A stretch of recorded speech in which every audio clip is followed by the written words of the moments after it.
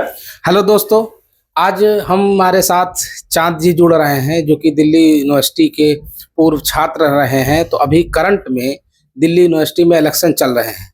हम उसी इलेक्शन के मुद्दे पर चांद जी से कुछ सवाल पूछेंगे और क्या इश्यूज हैं बेसिकली दिल्ली यूनिवर्सिटी में उसके बारे में भी जानेंगे।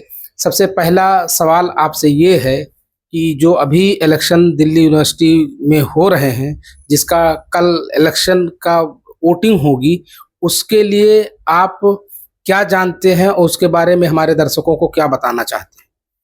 तो पहले आपका बहुत बहुत शुक्रिया जो आपने अपने चैनल पे आमंत्रित किया। मैं दिल्ली विश्वविद्यालय में जो इलेक्शन चल रहा है इस पर कल जो वोटिंग है 27 सितंबर को, इसके बारे में थोड़े आपसे विस्तार से चर्चा करेंगे। आपने जो पूछा कि इलेक्शन में मतलब किस तरह इलेक्शन हो रहा है और किस तरह वोटिंग बिहेवियर रहता है, वोटिंग पैटर्न रहता है, इसके बारे में पहले मैं बता दूं, डूसू में 4 पद पे इलेक्शन होता है। पहला प्रेसिडेंट का, दूसरा वाइस प्रेसिडेंट के लिए, सेक्रेटरी के लिए और जॉइंट सेक्रेटरी के लिए। और कॉलेजों का अलग अलग इलेक्शन होता है। कॉलेज में भी सेम पद रहते हैं, प्रेसिडेंट का रहता है, वाइस प्रेसिडेंट का रहता है, सेक्रेटरी का रहता है, जॉइंट सेक्रेटरी का रहता है। लेकिन डूसू जो दिल्ली यूनिवर्सिटी स्टूडेंट यूनियन है, जो डूसू की फुल फॉर्म है, इसमें दो मेन स्टूडेंट विंग पार्टी हैं। वो एक तो बीजेपी की है जिसका नाम है अखिल भारतीय विद्यार्थी परिषद, जिसे एबीवीपी बोलते हैं। एक है NSUI, national student union of India, जो कांग्रेस की है। ये दो मैन ही कंटेस्ट करती हैं अपने कैंडिडेट को। अभी तो डूसू के जो भी प्रेसिडेंट, वाइस प्रेसिडेंट, सेक्रेटरी या जॉइंट सेक्रेटरी जो भी जीतते आए हैं, वो इन दोनों ही स्टूडेंट विंग से जीतते आए हैं। बात जी जी, आपने अच्छे से डील किया। मेरा जो दूसरा क्वेश्चन है इसी से रिलेटेड है कि जैसे बहुत सारी यूनिवर्सिटीज़ इंडिया में ऐसी हैं जो इलेक्शन को सपोर्ट करती हैं, जैसे डीयू और जेएनयू हो गई, और बहुत सारी यूनिवर्सिटीज़ ऐसी हैं जो इलेक्शंस को सपोर्ट नहीं करते हैं, जैसे जामिया हो गई। तो आप ये बताएं कि स्टूडेंट पॉलिटिक्स इन इंडिया बेहतर है या नहीं है? क्या यूनिवर्सिटी इंटरनल पॉलिटिक्स होने चाहिए या नहीं होने चाहिए? इसके क्या फ़ायदे नुकसान? लोग हर चीज का दो पहलू होते हैं, एक फायदा भी होता है, नुकसान भी होता है। तो सबसे पहले हम फायदे देखते हैं।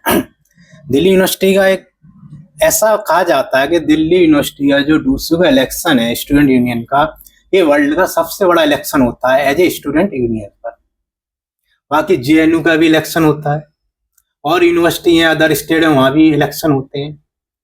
तो इलेक्शन कंटेस्ट होने से क्या है, जैसे बच्चे का जो है कि कोई बच्चा आईएएस बनना चाह रहा है, कोई बच्चा स्पोर्ट में जाना चाह रहा है, कोई बच्चा म्यूजिशियन बनना चाह रहा है, कोई डांसर बनना चाह रहा है, कोई सिंगर बनना चाह रहा है। तो ऐसी बच्चे की इच्छा में पॉलिटिशियन बनेंगे।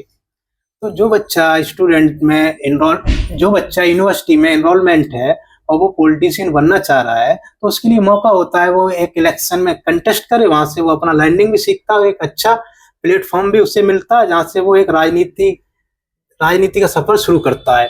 तो इस तरह हम देखेंगे कि डूसू के जो फॉर्मर प्रेसिडेंट रह चुके हैं, अरुण जेटली साहब थे, डूसू के प्रेसिडेंट रह चुके थे और वो सेंट्रल मिनिस्टर बने और उनके पास काफी अनुभव था, एक अच्छे नेता के नाम पर जाने जाते थे।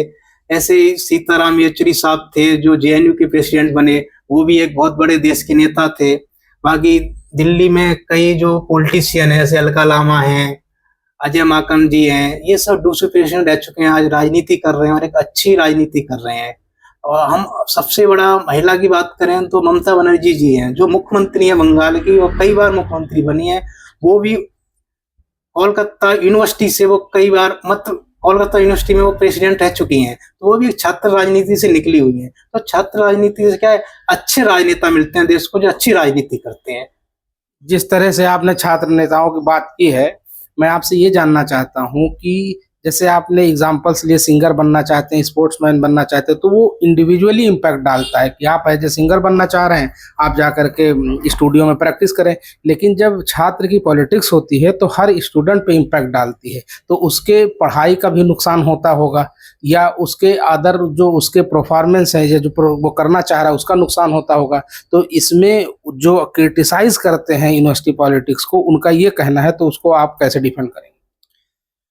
वो जो क्रिटिसाइज करते हैं, क्रिटिसाइज तो हर चीज का होता है। चाहे आप कोई अच्छा काम करें उसका तो क्रिटिसाइज भी होता है, गलत काम करें तो उसका तो होना ही है। तो जो बच्चे, माना कोई एक प्रेसिडेंट कंटेस्ट कर रहा है तो उसको सपोर्ट की जरूरत होती है, तो सपोर्ट के लिए, वोट के लिए वो एक तरह से चैन बनाएगा, टू गैदरिंग करेगा बच्चों के बीच में। तो वो ये नहीं कि वो दिन भर उसी बच्चों से मिल रहा है, वो और एक टाइम लेता है। जब हमने देखा है डूसू इलेक्शन में, जब किसी कॉलेज में प्रेसिडेंट जाता है अपना कंटेस्ट करने, अपनी कैंपेनिंग करने, तो वहाँ की जब क्लास चल रही है ना, क्लास चल रही है, तो टीचर से परमिशन लेता है कि सर मुझे 5 मिनट दे दो, मैं अपना बात रख सकूं क्लास में। ये नहीं कि वो क्लास में गया और टीचर और हंगामा करने लगा, पूरे कॉलेज में हंगामा हो रहा है। ये गलत है राजनीति में। ऐसा एक स्वच्छ राजनीति भी होती है, क्लीन राजनीति भी होती है, इसको हमें देखना चाहिए। हमें हमेशा गलत राजनीति और अस्वच्छ राजनीति पे ज्यादा उसको ऊपर नहीं करना चाहिए, स्वच्छ राजनीति को भी ऊपर करना चाहिए। किस तरह से लोग डिसिप्लिन के साथ राजनीति करते हैं। जैसे कि आपने बताया, तो जो दिल्ली यूनिवर्सिटी है, ये उसके जो नॉर्थ कैंपसेस हैं या साउथ कैंपसेस हैं, तो उसमें अक्सरियत आप देखे होंगे कि इवनिंग क्लासेस भी चलती हैं। तो इवनिंग क्लासेस जो होती हैं, मॉर्निंग क्लासेस जो होती हैं, उसमें क्या फ़र्क है, और दर्शकों को इसके बारे में क्या बताना चाहें? डूसू के दिल्ली यूनिवर्सिटी के अंदर 52 कॉलेज हैं, जिसमें कई कॉलेजों में इवनिंग क्लास चलती है। मैं 1-2 कॉलेज का नाम बता दूंगा आपको। जाकिर कॉलेज में मॉर्निंग क्लास भी चलती है, इवनिंग क्लास चलती है। पीजीडीए भी है और कई कॉलेज हैं। तो इवनिंग क्लास उन बच्चों के लिए रखी है जो मॉर्निंग में टाइम नहीं दे पा रहे स्टडी के लिए, तो इवनिंग में आके अपनी स्टडी पूरी कर लें। मॉर्निंग वो कहीं वर्क करते हैं तो वर्क कर लें। और जो इवनिंग क्लास होती है वो 2 बजे से लगती हैं, और लास्ट जो क्लास होती है वो 9 PM तक होती है, 8 मतलब 8:30 बजे तक होती है। तो ये उनके लिए रखी है जो बच्चे मॉर्निंग में टाइम नहीं दे पा रहे स्टडी के लिए, और अपना कोर्स कंप्लीट करना चाह रहे हैं, अपनी डिग्री कंप्लीट करना चाह रहे हैं, और वो पढ़ाई में इच्छुक है और वो किसी कारण पढ़ाई नहीं कर पा रहे। तो इसके लिए उन्हें इवनिंग क्लास का सेटअप बनाया जाता है दिल्ली यूनिवर्सिटी के अंदर। तो जिस तरह से इवनिंग क्लासेस होती हैं, तो उसमें गर्ल्स स्टूडेंट्स भी हैं, बॉयज़ स्टूडेंट्स भी हैं, तो क्या गर्ल्स स्टूडेंट्स के सिक्योरिटी के भी कंसर्न होते हैं? बिल्कुल, सिक्योरिटी के कंसर्न गर्ल्स के होते हैं। मॉर्निंग में पढ़ें तब भी होते हैं, इवनिंग में पढ़ें तो ज़्यादा होते हैं, क्योंकि नाइट का इशू रहता है। विंटर में क्लास लेट तक चलती हैं तो अंधेरा जल्दी हो जाता है, समर में इतना नहीं होता है। इसके लिए कॉलेज लेवल पे क्या सिक्योरिटी, कॉलेज लेवल पर क्या है कि जो लोकल पुलिस स्टेशन है उनको इन्फॉर्म कर दिया है। उनको पता होता है कि यहाँ इवनिंग क्लास चलती है, तो पहले से अपने पीसीआर वगैरह वहाँ रखते हैं, जिससे गर्ल्स को कोई दिक्कत नहीं आए। और जो भी, और बाकी दिल्ली जैसे मेट्रो सिटी में जो कॉलेज है वो नियर मेट्रो हैं और सारी सुविधाएं हैं, तो यहाँ गर्ल्स को इतना बड़ा इशू होता नहीं है। सारे पॉजिटिव एस्पेक्ट पर आपने बात की है यूनिवर्सिटी पॉलिटिक्स को लेकर के, तो मैं आपसे ये जानना चाह रहा हूँ, क्योंकि आप जामिया के भी एलुमनाई रहे हैं और डीयू के भी, तो क्या जामिया में यूनिवर्सिटी में इलेक्शंस होने चाहिए या नहीं, आपके क्या कहने? तो जामिया में स्टूडेंट यूनियन थी, इलेक्शन भी कंटेस्ट होते थे, किसी कारण वो स्टूडेंट यूनियन बंद हो गई। लेकिन जामिया का जो एक नजरिया है वो एक अलग पर्सपेक्टिव है। जैसे अगर ड्यू की बात करें, जेएनयू की बात करें, वहाँ जो इलेक्शन कंटेस्ट हो रहे हैं वो एक बड़ी यूनिवर्सिटी है। जामिया भी एक बहुत बड़ी यूनिवर्सिटी है, काफी कोर्स कराती है। लेकिन जामिया में इलेक्शन किस कारण बंद हुए, ये हमें इसकी पृष्ठभूमि पर जाना होगा। लेकिन आज ये बात करने का टाइम नहीं है कि जामिया में इलेक्शन क्यों नहीं हो रहे हैं। इसके लिए हम बाद में कभी आराम से पूरे जामिया के पर्सपेक्टिव बात करेंगे, तब चर्चा करेंगे आपसे। आपने कहा कि इसके बारे में भी जाना ज़रूरी नहीं है, लेकिन आप ये देखेंगे कि इंडिया में जो माइनॉरिटीज़ हैं, और माइनॉरिटीज़ में ख़ास करके मुस्लिम पॉपुलेशन है, वो काफ़ी पिछड़ा है इन एजुकेशन। आप सच्चर कमेटी की रिपोर्ट पढ़ेंगे, कुंडू कमेटी की रिपोर्ट पढ़ेंगे, रंगनाथ मिश्रा कमेटी की रिपोर्ट है। तो अगर इंटरनल पॉलिटिक्स नहीं होगा तो माइनॉरिटी के जो रिप्रेजेंटेटिव होंगे वो यूनिवर्सिटी से या पढ़े लिखे लोग नहीं निकल के आ पाएंगे, तो उनके प्रॉब्लम्स कैसे सॉल्व होंगे? वो आपकी बात सही है कि जब तक माइनॉरिटी के लोग जब तक किसी में पार्टिसिपेट नहीं करेंगे, तब तक उनका कोई प्रतिनिधित्व नहीं कर पाएगा। लेकिन जब हम बात करें, एएमयू की बात करें, एएमयू के अंदर भी स्टूडेंट यूनियन है, वहाँ पे हर साल प्रेसिडेंट चुना जाता है, माइनॉरिटी से ही प्रेसिडेंट बनता है। तो वहाँ से भी कई माइनॉरिटी लीडर निकले हैं। लेकिन अभी राजनीति जो एक दशक से जो राजनीति हो रही है देश के अंदर, उसको समझने की बात है। अभी इस मुद्दे पे हम चर्चा करें, लंबी बात चली जाएगी। इसलिए मैं इतना ही कहूंगा कि अभी जो राजनीति है वो बदली है, और इस नजरिए को मैं उस पर जाना नहीं चाहता जो आप पूछ रहे हो। मैं आपसे आखिरी सवाल पूछूंगा कि अगर आप दिल्ली यूनिवर्सिटी के प्रेसिडेंट बन जाएं तो आप उसमें क्या क्या बदलाव लाना पसंद करेंगे? ये तो आपने, चलो क्वेश्चन आपने पूछा है तो इस पर जवाब देना हमारा दायित्व बनता है। लेकिन दो दूसरों के, अगर हम प्रेसिडेंट बनते हैं तो सबसे पहले काम ये होता है कि स्टूडेंट के वेलफेयर के लिए काम करें। स्टूडेंट की जो क्लासेस का टाइमिंग है उसके लिए काम करें। स्टूडेंट की जो क्लीन का बात है, जैसे स्पोर्ट की बात है, स्पोर्ट कई कॉलेजों में क्या है, क्रिकेट एकेडमी है, कहीं में फुटबॉल एकेडमी है, कहीं में फुटबॉल की टीम ही नहीं बनी है, कहीं में आपकी कबड्डी की टीम नहीं है। तो जो बच्चों की डिमांड है वहाँ उन बच्चों की डिमांड को समझा जाए, उस स्पोर्ट पर काम करा जाए। कैंटीन की बात है, कैंटीन में कई जगह खाना सही नहीं मिलता है, कैंटीन को देखा जाए, उसको दुरुस्त करा जाए। तो इस तरह के कई है। सिक्योरिटी भी है, कई कॉलेज में क्या है, सिक्योरिटी सही नहीं है, वो मिसबिहेवियर करते हैं बच्चों से। उस पर भी हम इसको करेक्ट करने का काम करेंगे अगर ऐसा हमें अपॉर्चुनिटी मिलती है तो। अभी दिल्ली यूनिवर्सिटी में जो कल इलेक्शन होने हैं उससे जो कैंडिडेट जीत के आएंगे उनको आपका 3 सलाह क्या हो?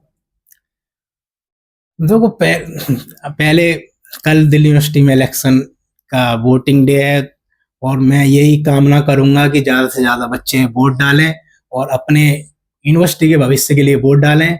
कोई कैपिटल को देख के वोट ना डालें।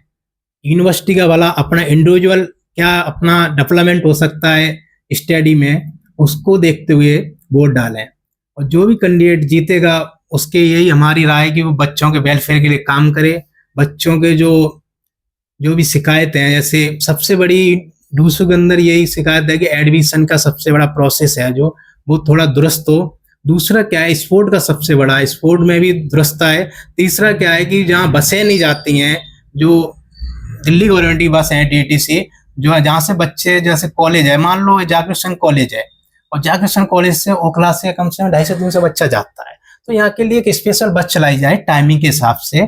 तो इस तरह के जहाँ जहाँ कॉलेज हैं, जहाँ से बच्चे ज्यादा मेजोरिटी में आते हैं, तो वहाँ के लिए सुविधाएं ट्रांसपोर्ट की भी हो, कैंटीन का कैफेटेरिया एरिया बढ़िया हो। बाकी जहाँ ऑडिटोरियम कॉलेज के हैं वहाँ पे अभी ऑडिटोरियम में जो हालत कई कॉलेज में खस्ता है उसको भी सुधार किया जाए। इस तरह की हम उनसे यही सलाह देंगे। बहुत बहुत शुक्रिया आपका मेरे साथ जुड़ने के लिए। मैं अपने दर्शकों को ये बता दूं कि ये थे चांद साहब जो कि जामिया और दिल्ली यूनिवर्सिटी के अलमुनाई रहे हैं। तो आपने अपनी बातें बहुत बेहतरीन तरीके से रखी हैं। आज शाम में हमारा एक और पॉडकास्ट आने वाला है जो कि वो हरियाणा इलेक्शन पे होगा, एक ऐसे शख्स के साथ जो हरियाणा के ही रहने वाले हैं, वो भी जामिया से ही ताल्लुक़ रखते हैं।